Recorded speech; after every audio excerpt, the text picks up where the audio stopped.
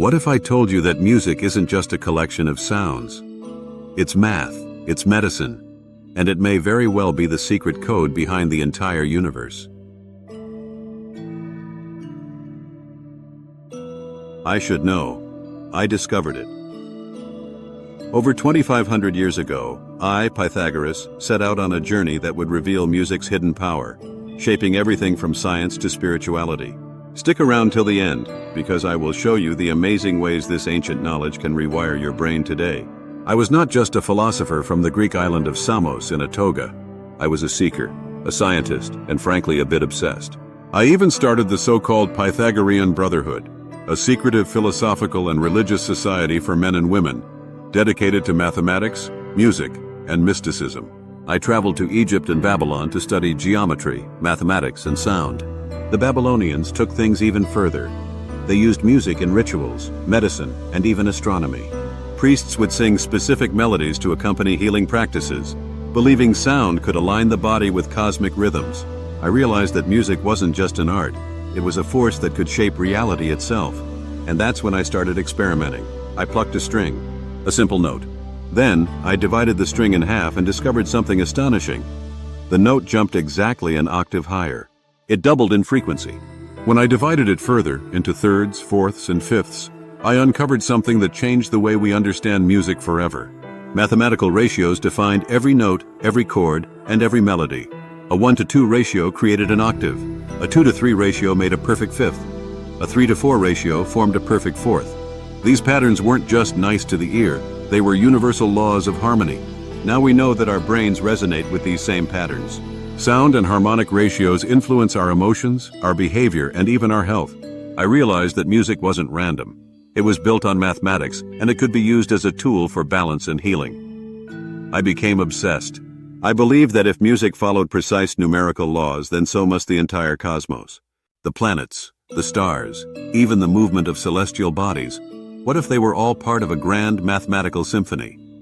This idea became known as the music of the spheres. Now, I didn't think planets were literally humming like a cosmic orchestra.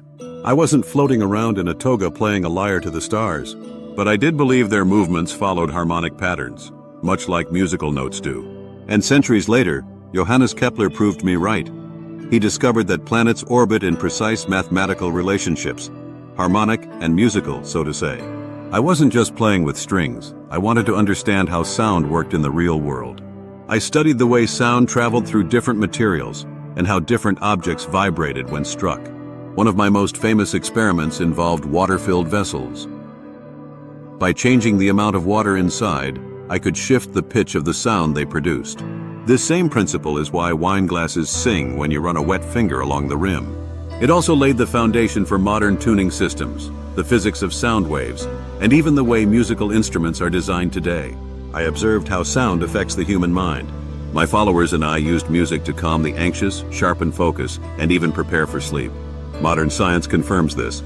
Certain types of music can slow the heart rate, lower stress hormones, and improve cognitive performance. What I suspected thousands of years ago is now backed more and more by neuroscience.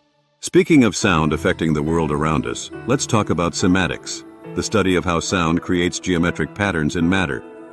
If you place sand or water on a vibrating plate and play different tones, the particles arrange themselves into intricate shapes. The higher the frequency, the more complex the pattern. They aren't just pretty designs, they're a visible representation of sound waves in action. This isn't some mystical phenomenon, it's physics. Every note you hear is just air vibrating at specific frequencies, and those frequencies have the power to organize matter. Ancient builders may not have understood the full science behind this, but they certainly knew that sound had power.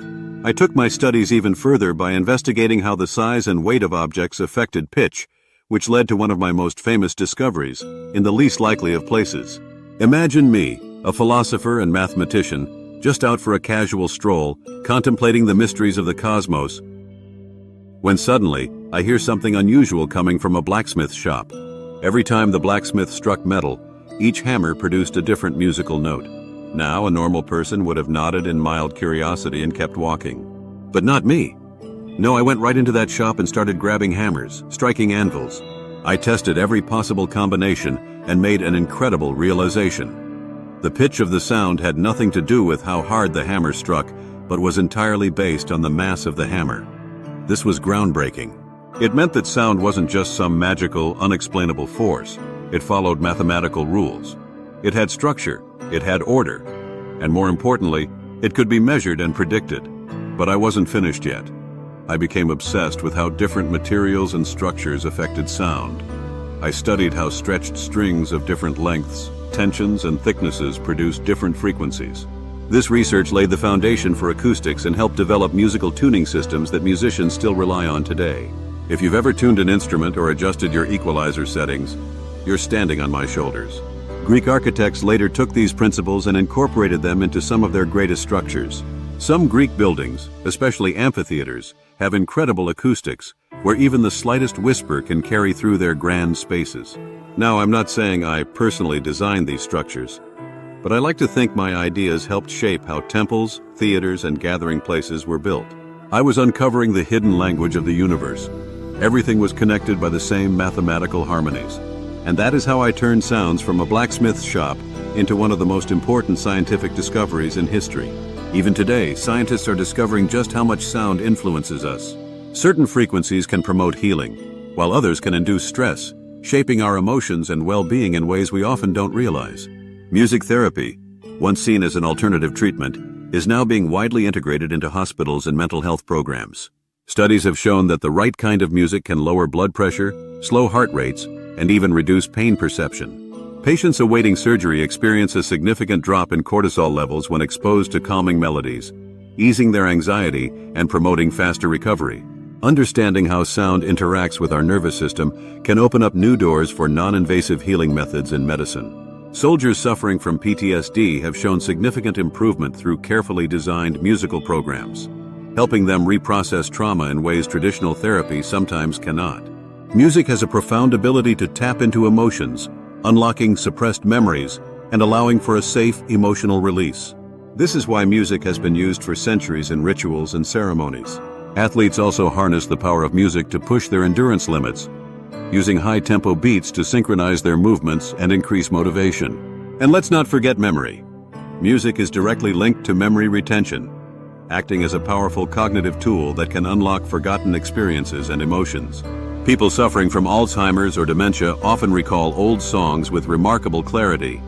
This is because music engages multiple areas of the brain simultaneously.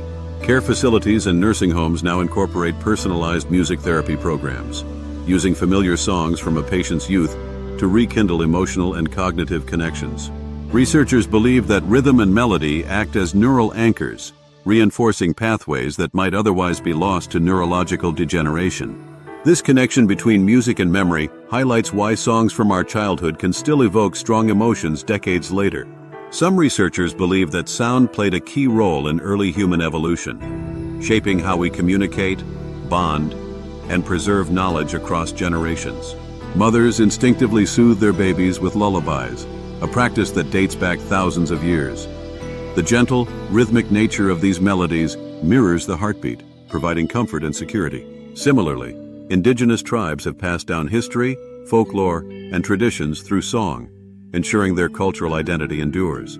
Even before written language, music was a form of storytelling and social cohesion, reinforcing group identity and cooperation. Today, music remains a universal language across all cultures, breaking down barriers and fostering emotional connections between people, regardless of their background or spoken tongue. This deep-rooted connection suggests that music isn't just entertainment, it's essential to the human experience. The way sound influences us goes beyond the brain. It affects the entire body, influencing cellular processes at a fundamental level. Research shows that certain sound frequencies can stimulate cellular repair, promote relaxation, and even enhance immune function. Some hospitals now use sound-based therapies to assist in post-surgical recovery, helping patients heal faster by reducing stress and inflammation. Low-frequency vibrations have been found to enhance bone regeneration, with applications in osteoporosis treatment. These discoveries hint at a future where sound plays an even greater role in medical science, offering alternatives to pain management and disease treatment. From the rustling wind through the trees to the rhythmic crash of ocean waves, the world is filled with natural music that shapes our subconscious state. Even the Earth itself emits frequencies known as the Schumann resonances, which some believe influence human biology. The idea that everything vibrates at some level isn't just poetic, it's scientific. Quantum physics tells us that everything, down to the tiniest subatomic particle, is in motion. Atoms vibrate, molecules hum, and energy flows in rhythmic patterns. So if you're ready to rewire your brain, do yourself a favor. Start with music. Listen closely. Pay attention to how different sounds affect you. Feel it in your body. If you want to explore the power of music further, watch our next video on meditative singing for a stronger mind and body. You can also check out this website for singing and piano lessons to take your journey even deeper.